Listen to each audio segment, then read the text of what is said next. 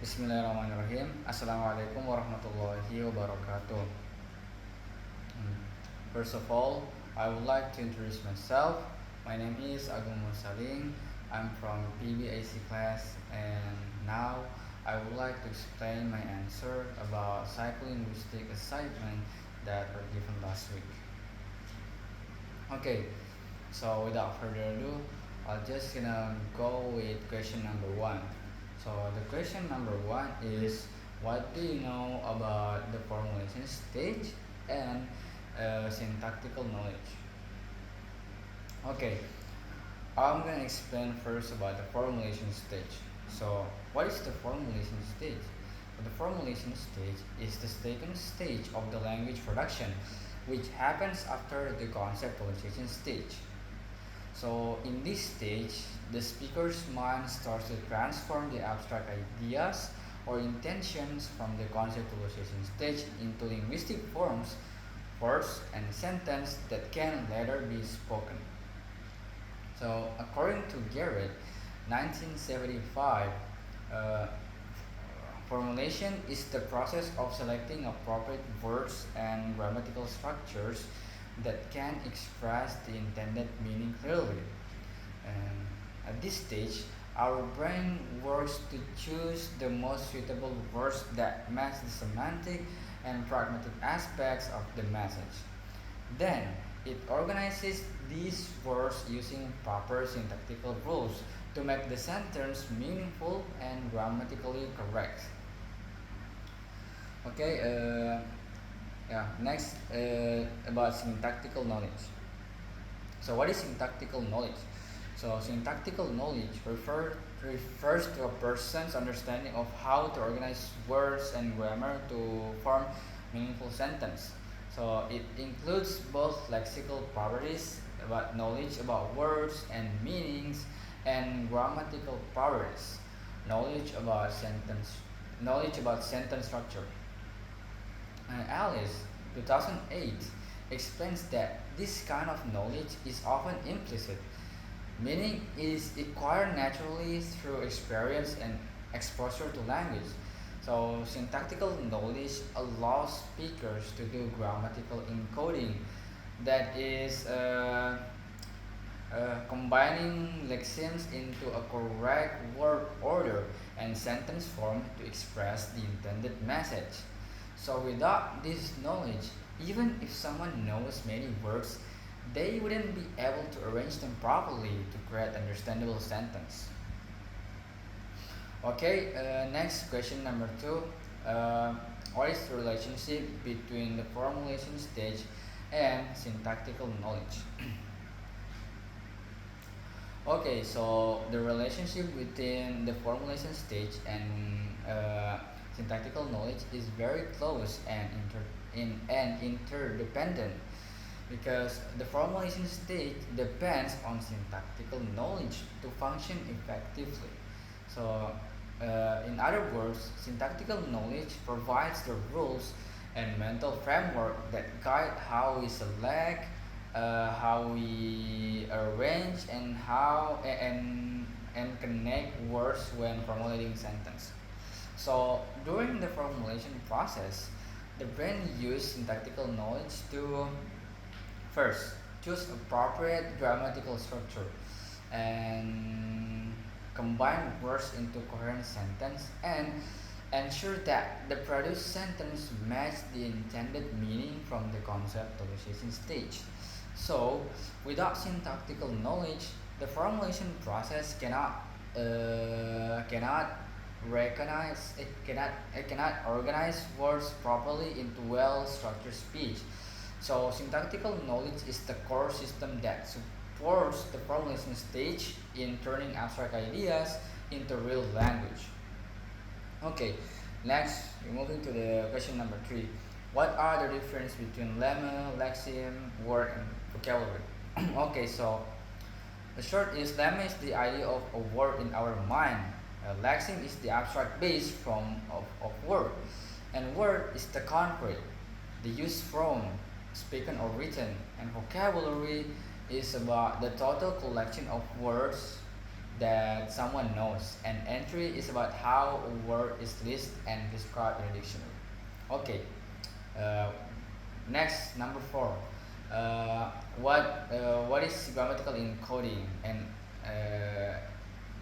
I have to explain it. So, grammatical encoding is the formulation stage or the mental process of turning words into grammatically structured sentence using our internal grammar knowledge.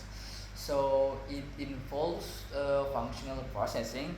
So functional processing is about assigning roles. So we decided which one is subject, verb, and object. And then the second is positional processing. So it's about arranging words with proper grammar, tense, article, or agreement. For example, the man washes the car. So here, man is assigned as the subject, and the sentence used the simple present tense with correct word order, positional. So without grammatical encoding, our ideas would remain unstructured and we would have thoughts but no proper sentence to express them. Okay, move to the question number five. Question number five is about what do you know about the articulation stage and phonological knowledge? Okay, so the articulation stage is the final part of the language production.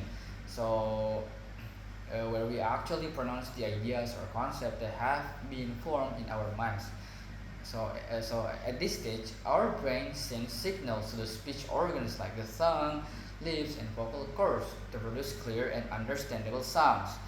And the goal is to express the message effectively so listeners can easily hear and understand it.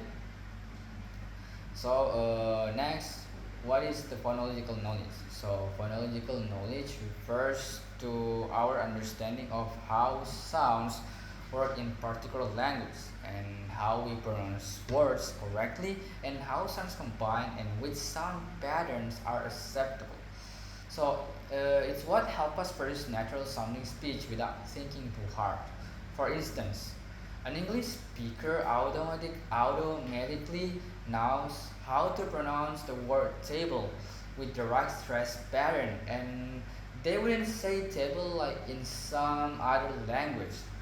So this shows that phonological knowledge operates subconsciously and is shaped by experience with the language. Okay, we move to the question number six.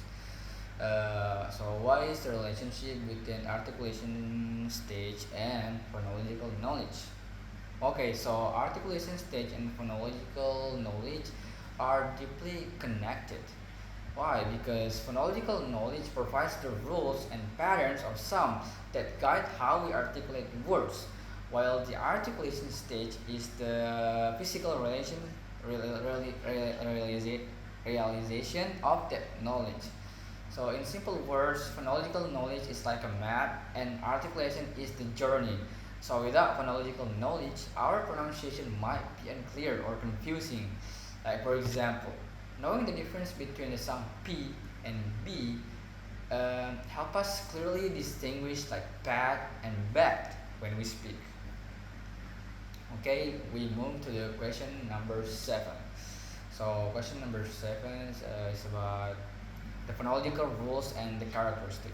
Okay, so phonological rules are the unconscious patterns or principles that determine how sounds in the language are produced and combined. So these rules explain why certain sound change happen in specific environments. For example, in English plural endings, the plural of cat is pronounced as cats, but the plural of dog is z, so we say dogs.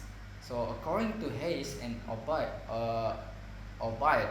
phonological rules have four main characteristics. The first, intuitive, so we naturally know which words sound right or wrong in our language. So if someone says a word that breaks phonological rules, it sounds odd or foreign. The second is untaught and unconscious. So we don't learn phonological rules through formal teaching. Instead, we acquire them naturally as children just by listening and speaking. And there is language specificity. So language specificity is what each language has its own unique phonological system. For instance, the sounds acceptable in Japanese may not exist in English. And there's language productivity. So phonological rules can apply even to new or made up words, like in the famous walk test. So English speakers can apply the plural rule to a nonsense word like walk into wugs or wugs. So showing that these rules are productive and flexible. We move to the question number 8. So what is phonological encoding? So phonological encoding is the process of converting an abstract idea or concept in our mind into sound form so that it can be spoken clearly. So according to Warren 2013, phonological encoding means giving sound to the abstract form of a word. So this process happens after we select the right word or lemma from our mental dictionary. So once the word is chosen, our brain automatically retrieves the correct sound sequence called phonemes and organizes them according to the phonological rules of our language. For example, when we want to express the idea of a cat, our brain first finds the lemma cat from our mental dictionary, then encodes it into its sounds form cat. So after that, we can articulate it physically when speaking. So this phonological encoding is important because it connects our mental representation of words about what we think and with their spoken form, what we say. So it ensures that the sounds we produce follow the correct phonological patterns in of our language. So making our speech understandable and natural to listeners.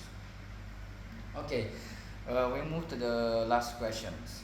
Question number 9. So as a whole, uh, I have to explain about the process of language production. Okay, so the process of language production refers to the mental steps of our brain goes through the transfer of abstract ideas in our mind into spoken or written language that others can understand. So it involves several important stages that we already know that. So the first stage is the conceptualization stage, where we form an abstract idea or an intention that we want to communicate. And this stage is about planning what we want to say. Okay, next. It's also require semantical knowledge.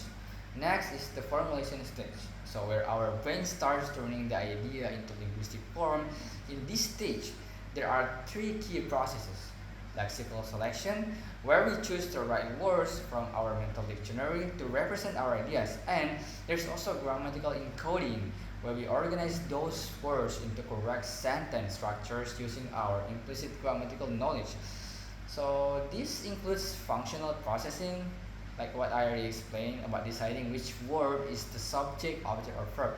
And positional processing is about arranging words with the right grammar, tense, and agreement. And there is also about phonological encoding, where we give sound forms to the chosen words so they can be spoken correctly according to phonological rules. So after the formulation, we move to the articulation stage, which is the physical act of producing speech.